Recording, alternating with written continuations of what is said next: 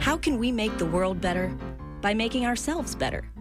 The Dr. Joe Show explores how you can make positive personal change by using his groundbreaking and highly effective I Am approach to understand who we are and why we do what we do.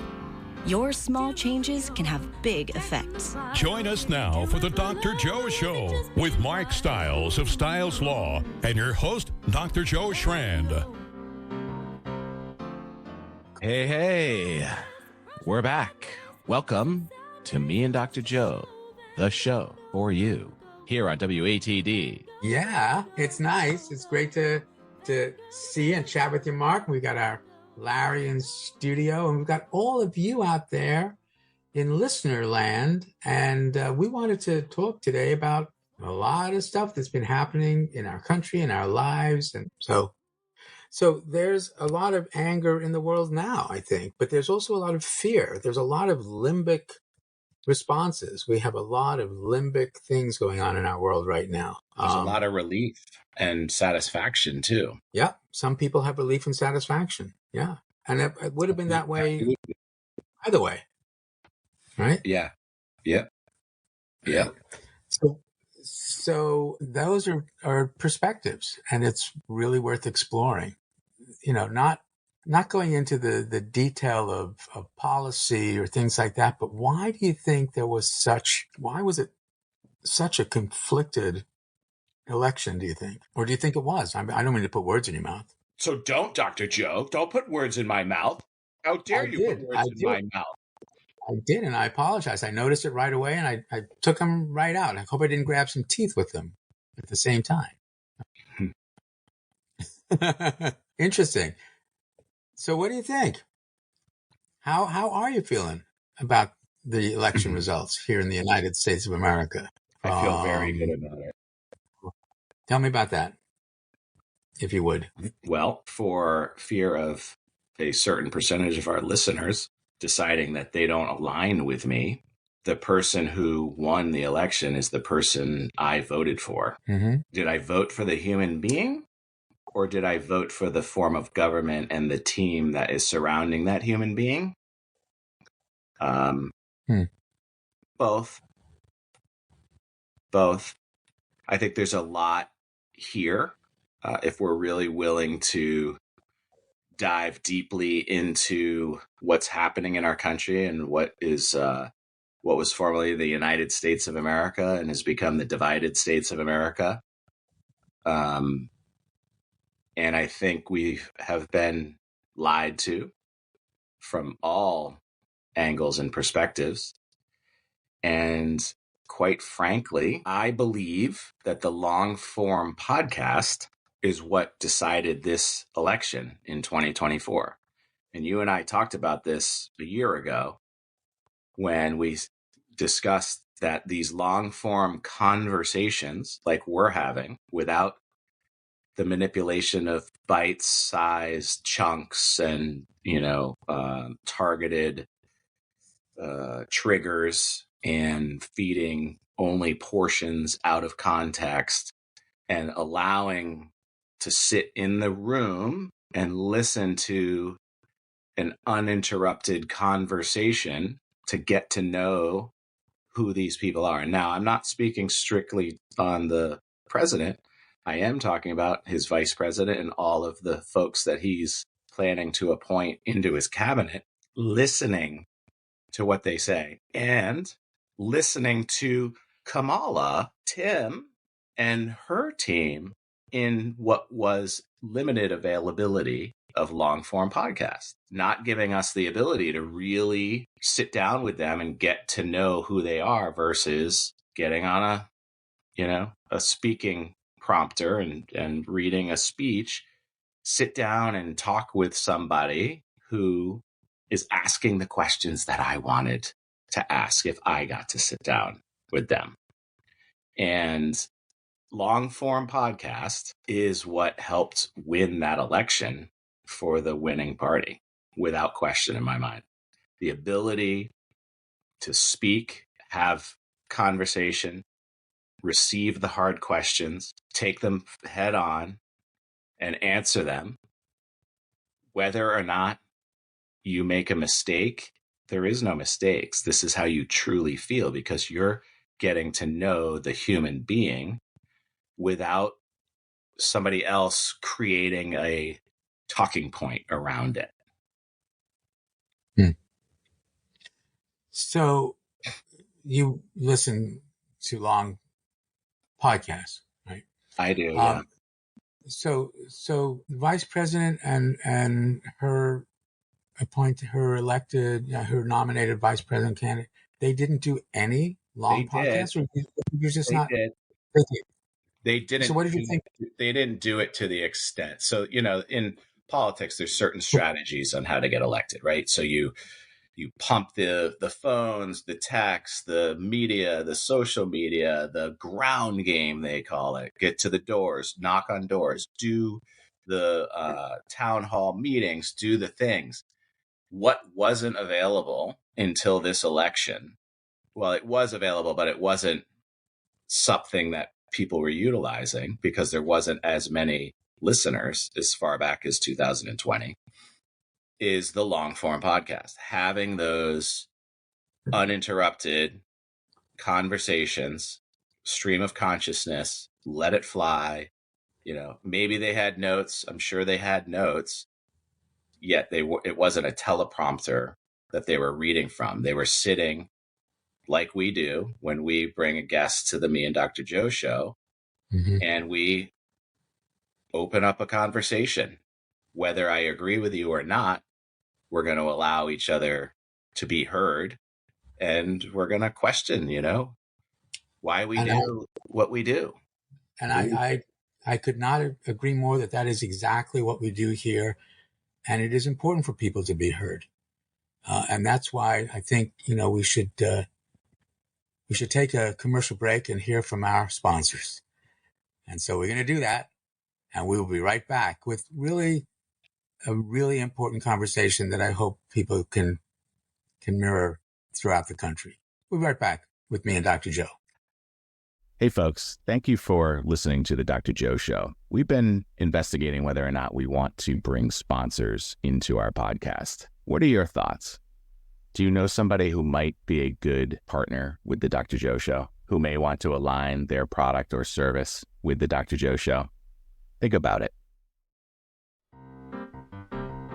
And we're back with the Me and Dr. Joe Show, talking about the nation. Are we a divided states of America, or can we continue to be a united states of America?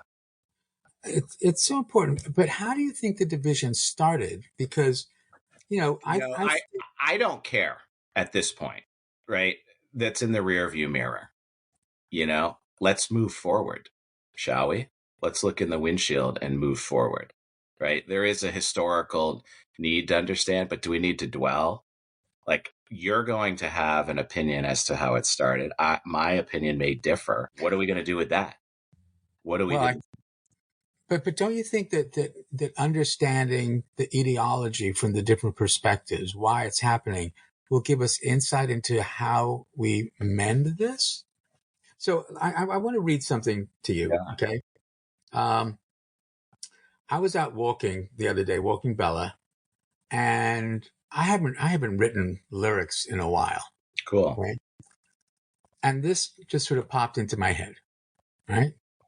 And remember, I'm walking through these beautiful woods, with Bella, who's running ahead, stops, looks back at me, makes sure I'm following her, keep going. I mean, so many fascinating metaphors that happen when you're walking a dog, and the, the attachment they have, they move away.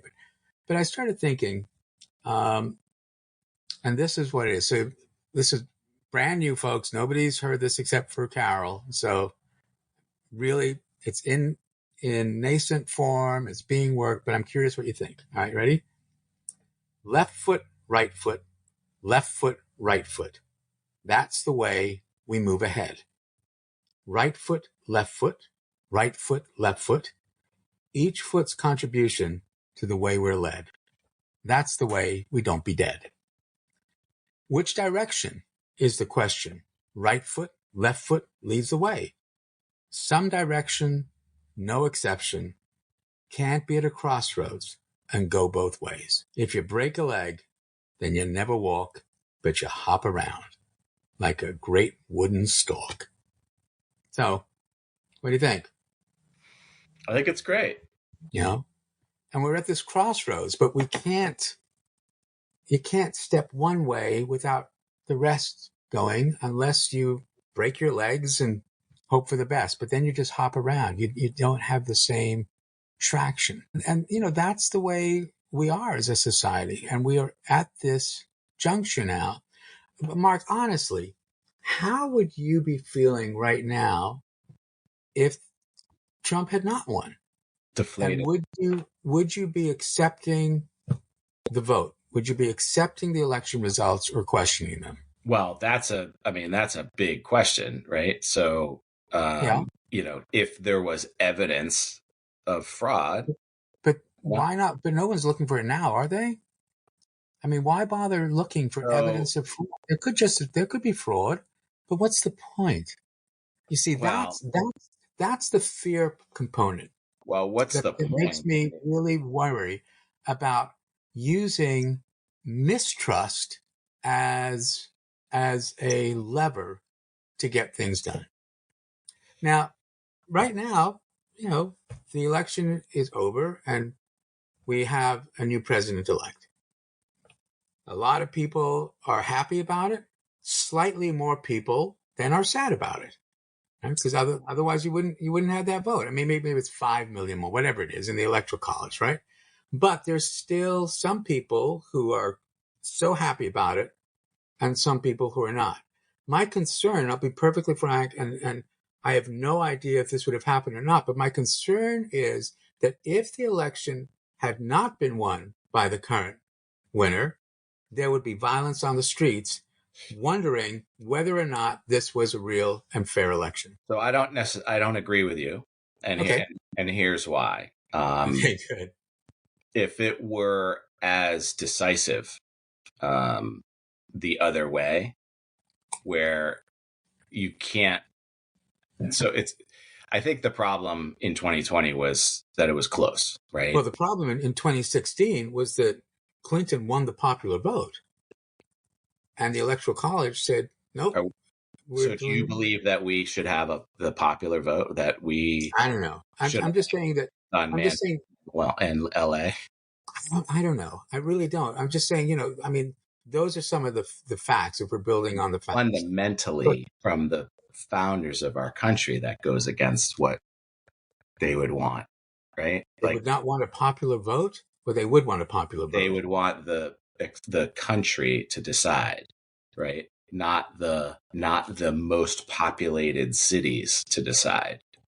That's why the Electoral College is what it is, so that we can hear from everybody in Kansas and Wisconsin, the whole United States, not Manhattan, LA, and the highly dense population. Mm-hmm. Yeah.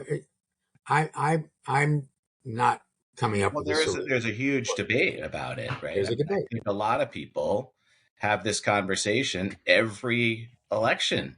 Every election. Yeah.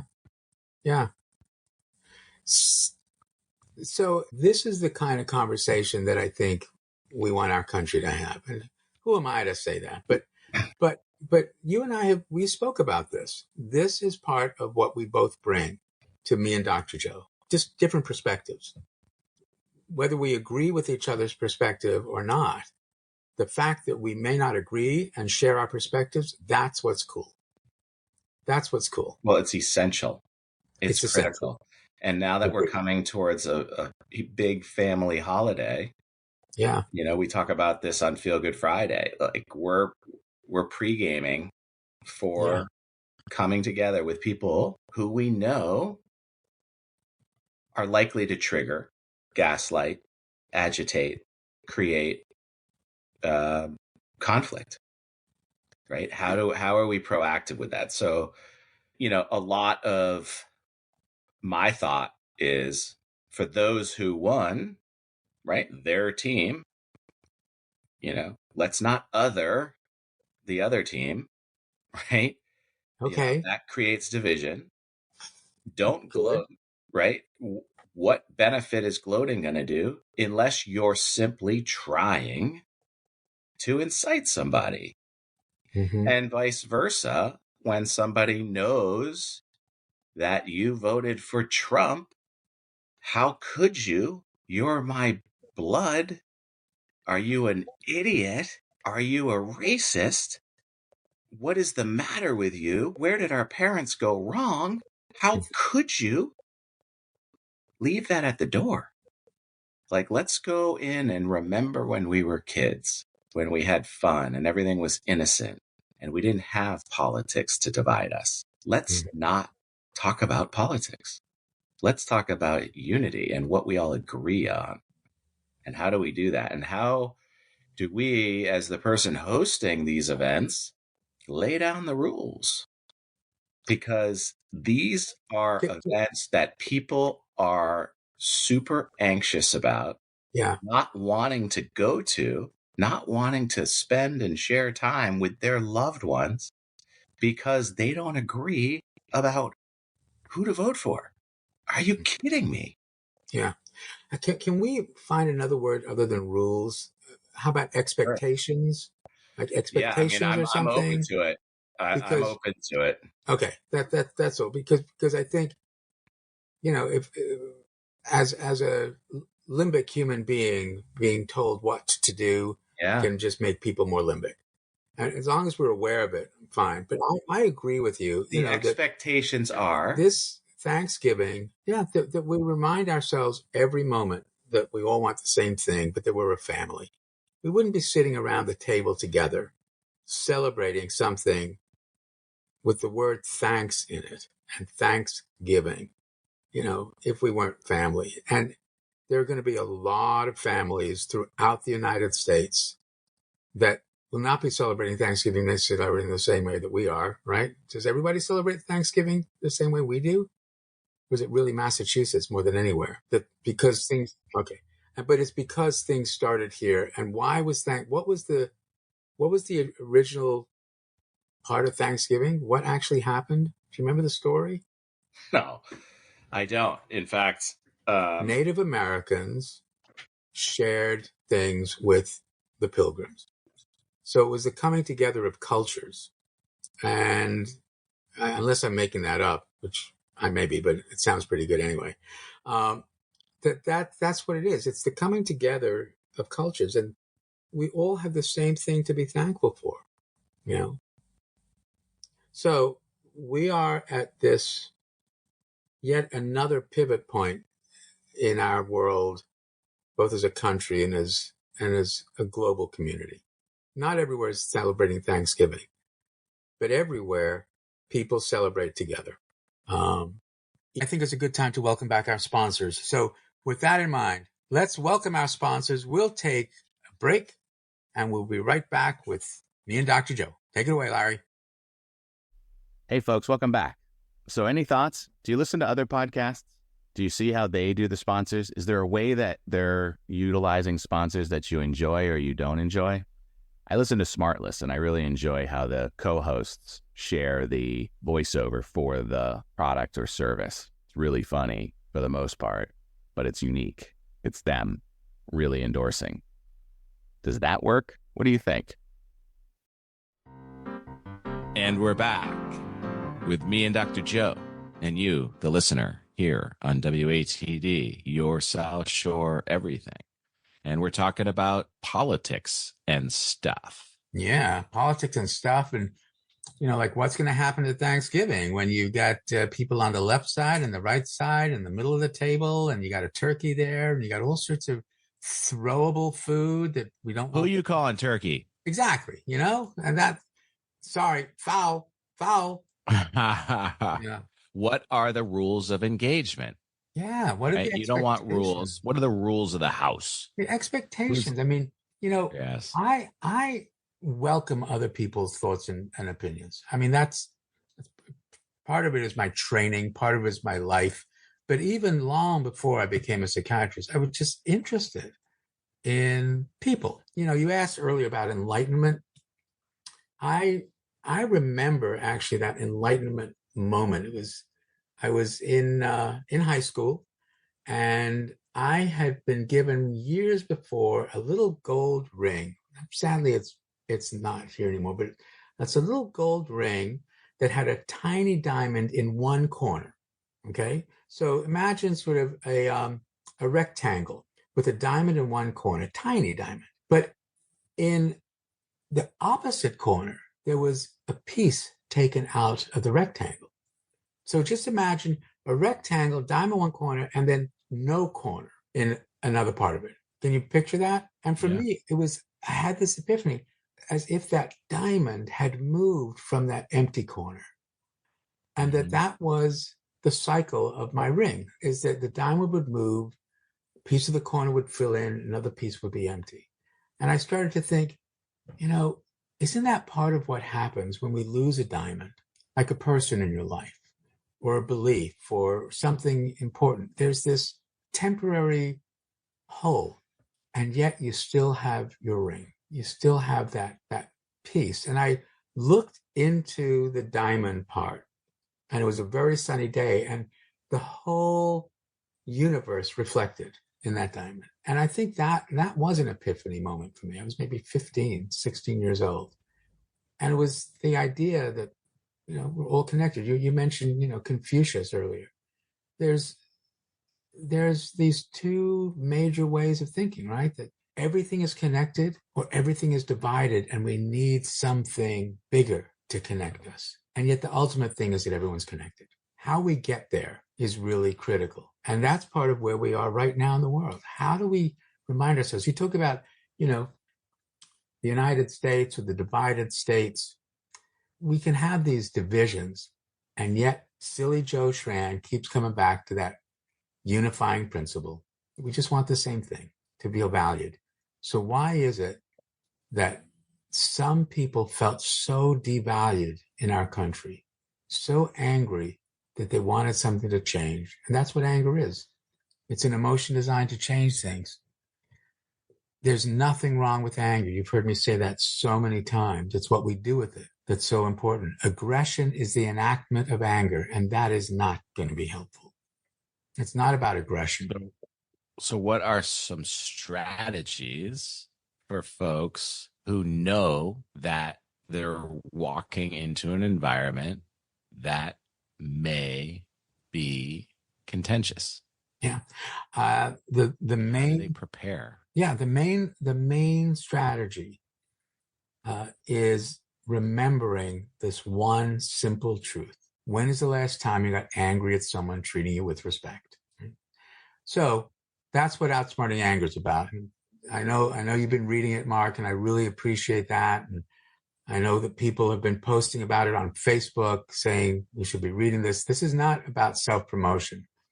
This is about recognizing the 7 simple steps of how to manage this. Right? You recognize rage. We get angry. It's part of our emotions, right? I mean, you talked about Karen's therapist saying to her, you have a temper, sometimes about some things. The challenge is not letting that temper take over the rest of your brain. The anger, the temper is limbic, perfectly normal part of who we are, essential to our survival. It's the fight, flight, freeze mechanism. Anger is the fight branch of fight, flight, freeze. We all know this. And I'm not teaching anything new here, but it's what you do with it that's going to be really important. Because as soon as you recognize it, you've shifted your brain. As soon as you recognize your anger, right, recognition is part of your prefrontal cortex. We recognize things, and now you have choices. And I know. Do we engage? Yes, you engage without mirroring. Right. Well, that's what I'm getting at, right? You recognize it. Yeah, you recognize it, right? And why am I angry, right? Remember, if anger is an emotion designed to change things, I'm angry because I want something to be different. I want this person to see my point of view or to change their point of view to mine. Okay, that is not going to happen. Not right away. Or I want that person to stop agitating me. Yes. Or I want them to stop agitating me. But they may not know that you're being agitated. Or Maybe they do. And then Right. this is where the I am comes in, right? You step back, you look again, you respect. Why is that person trying to agitate me? What's going on with them? And then you can do something different. And again, we've spoken about this before on the show, but it's worth a reminder. There are these things called mirror neurons. We mirror, like looking in a mirror, we mirror what other people think or feel. So if somebody is trying to get you stoked and angry, and they're teasing, or they're, gloating, or any of these things, you can step back and go, why do they want to do that? I guess they're feeling something, but how am I going to know unless I ask them? So you can say things like, I'm starting to get a little angry. Is that what you were hoping for? And instead of mirroring their behavior, step back, again, look, respect what's going on. It's going to be really difficult for them to sustain anger, and it's very difficult to do. It's very difficult to do what you're saying. Yes, right? It takes practice. Okay. And why, let me ask you, Mark, why do you think it's so difficult to do? Because the limbic brain is being triggered. Yeah. Right. So you're being challenged, fight, flight, freeze. Yeah. I choose to fight. I've known this person for 20 years. I knew they were going to do this. I'm ready. I did my research. I've got my talking points. I'm ready with all my responses. Game on. Let's go. Right. Yep. And that's fine. And that's fine. How do you keep it within parameters? Because if you think about anger, right? Let's go. Let's do the challenge. I'm in. There's a range of anger. If you go too far down that path towards rage, murderous rage, limbic, postal rage, then you're losing the battle. But it's left, right. We can't move forward. We can't move backwards. We can't move sideways without both feet. Well, it's discovering who we are and why we do what we do. Yes, it is. So if we can't be curious and understand and go into the conversation, maybe what I thought was wrong, maybe what I've believed all of this time is not 100% accurate. Let me go in with a beginner's mindset and listen to what Dr. Joe has to say, even though I know he's wrong, but I'm going to go into it with an open mind, right? So remove that qualifier in between, because, right, that's what causes a lot of that prejudgment, right? I got to hear this Dr. Joe-ism again, he's going to tell me what I need to know about why I should have voted for Kamala, obviously having fun with the example, but, people are going to gather together and, sprinkle a little alcohol into the equation. Yeah. And, these rooted, deep thoughts and, primitive childhood relationships. Yeah. They go deep. And, I fear that we're at a point right now that, people are going to be like, yeah, I'm not going to come this year. I've decided we're going to stay at home this year. That hurts to think about. But that's also could be a strategy, not necessarily a good one. But if we have a country where anger and fear are not addressed as perfectly normal parts of who we are as human beings, we will do the freeze mode, which is what you're describing. That's freeze. That's isolation. That leaves you even more vulnerable because now you're alone and you don't have your protective group. That's my concern, is that insidiously this division leads to depression, separation, freezing, hopelessness, helplessness, then worthlessness, that it's not just me, where everyone around me is worthless, apathy, where I don't care, anhedonia, where I don't feel any pleasure. That's depression. That's the freeze in humans of fight, flight, freeze. And I fear we're at risk for all three of those. But as you remember, and you've heard me say it, I'm so glad that you're still hanging around, Mark. There are three other F's: family, friendship, fellowship. And you know what I'm going to say is, if you're not very good at spelling, physician, where we share the worry together. And we can share this worry. We can share the worry by wondering. It's wonder instead of worry. How? I think it's important to know how we got here, but I think it's way more important to say, so left foot, right foot, where do we go? And I know where we're going to go right now. And that's to a quick commercial break so we can hear from our sponsors who are not defeated. Get it? That's a foot show. We'll be right back with me and Dr. Joe. All right. Hey, welcome back. And again, we're super grateful for you listening to the Dr. Joe Show.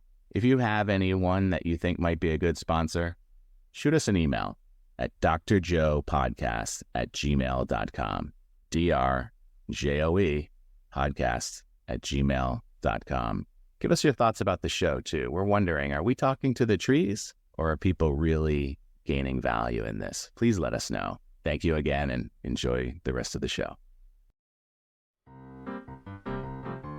And we're back with me and Dr. Joe right here on WATD. But listeners, I mean, we really felt that it was important to acknowledge and address what's happening. We couldn't do this last week, but we really would like to continue to explore this, because this isn't a one and done for our country or for our world. There's a lot of stuff happening. So, Mark, you and I have spoken about this. It'd be good to just continue to explore what's going on. We'll have guests come in as well on occasion. You know, our usual guests, authors and scientists and people, you know, who make honey from bees. But we also need to address this as part of what's going on. Agreed? Yeah, and I think it's important that you and I take some chances and talk freely and vulnerably and share with the listener that they can too, without fear of being othered, and with the ability to maintain composure and maybe lead in conflict resolution, right? I mean, that's really what we're looking for here is, you know, how can we have conversation without conflict? Right. Absolutely. And you know, one of the key parts is to really be interested in what somebody else thinks or feels, genuinely interested, not with the intention of, you know, checkmating them later, right? But just really interested. You know, this isn't a trick. I'm not trying to trick you into, you know, revealing your king and then I'll checkmate you. I'm just curious why. What was appealing? What was it about voting in that direction? You know, you said it wasn't about the person, but the reality is the person is the one that people voted for, and there were some things about the person that, whether it was real or not, it's like, whoa, sort of interesting. Do I want that person to represent America as a leader? Because that is the role the president has. Is they become, in some ways, the manifestation and face of America. And that part was really fascinating. And there's also, what type of government do you envision being the one that you choose to represent our country, right? Is it a big government, administrative, bureaucracy, or is it more of a small government, free market type of democracy? But when you say free market, I mean, you remember Reagan's idea was trickle down economics, right? That let's give, and I am not an expert in this at all, but the image of trickle down meant that there'd be a whole bunch of money up here made by some people, and it would trickle down to everyone. Is that a fair representation? I think in theory, that's exactly what the idea was, right? Yeah. To loosen restrictions, allow businesses to flourish. Therefore, they'll create more jobs. They'll create more opportunities. They'll give the lower and middle class a much better step ahead and the ability to thrive in the American dream. And do you think that has happened? That we have business billionaires who are sharing that money in a trickle down way so that everyone is financially safer? Because if you're financially safer, your limbic system is going to go, decrease. Clearly not. Clearly not. And I'm just curious, how do you think the next round of government is going to help people so that they don't feel so anxious, so that they're not, food poor or and scared that if they don't believe, if they don't follow certain ways of doing things, it's going to be worse for them? What do you mean follow certain ways of doing things? What do you mean by that? What I mean by is that, if policy is a vision, right? A budget is a vision. I remember somebody told me that. So the way we now allocate the money is going to influence the way the country goes. As I'm perfectly frank, with Drug Story Theater, we are worried now that we're not going to get the same money to help with the program, which is where the treatment of one becomes a prevention of many. Because there's a fear that population of people, substance use, are going to be once again peripheralized and stigmatized. I would be surprised. I would be shocked, actually, if that were to happen, believing in the policies going forward.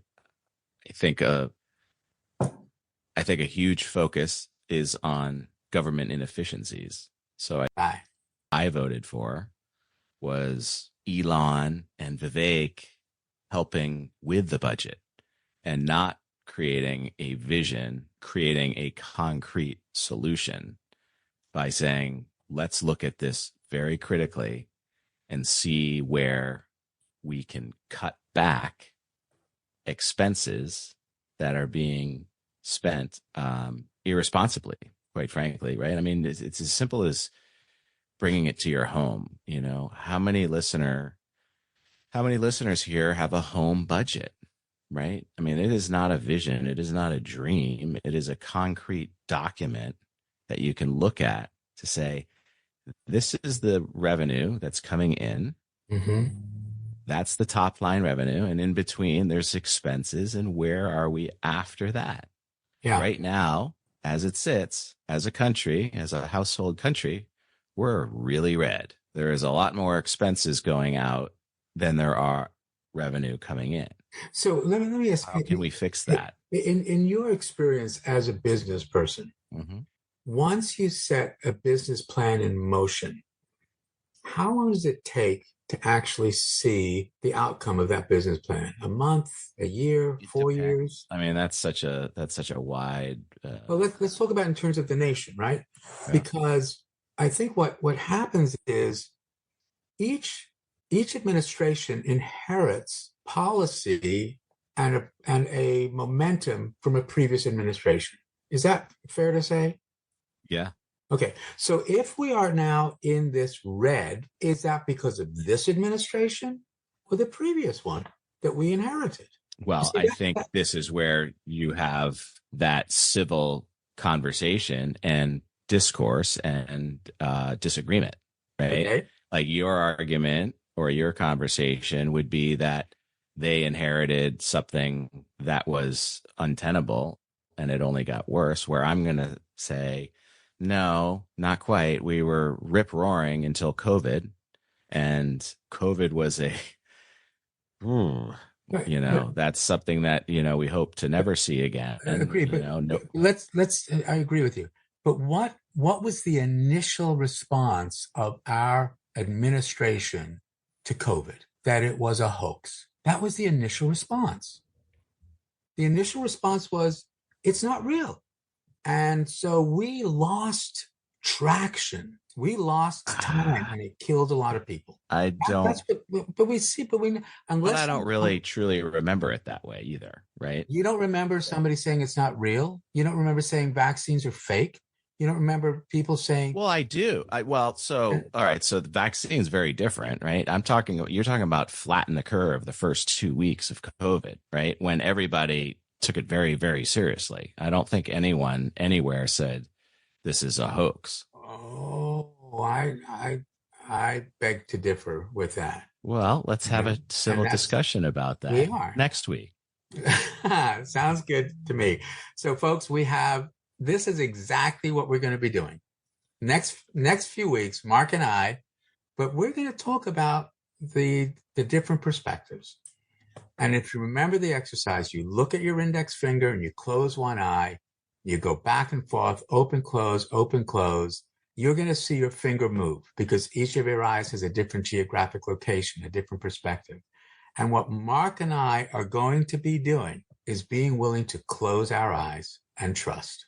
And that's going to be really fun because that says a lot about the relationship that we've built over the years and how cool that is, going from the Dr. Joe show to me and Dr. Joe. Yeah. So it was never meant to be about me, but about you. So listeners, see you here next week. Thanks. Sounds good. Thanks, Mark. Did he do it for love or was he just being wild? Who knows? Van Gogh. Stretch the